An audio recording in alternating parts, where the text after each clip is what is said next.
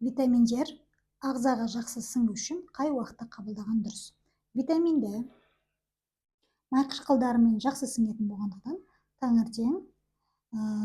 таңертең қабылдасақ болады. Омега-3 мен бірге. Лецитинді де таңертең қабылдауымызға болады, май қышқылдарымен бірге. Витамин Б таңертең немесе түсте 30-40 минуттан кейін қабылдаймыз.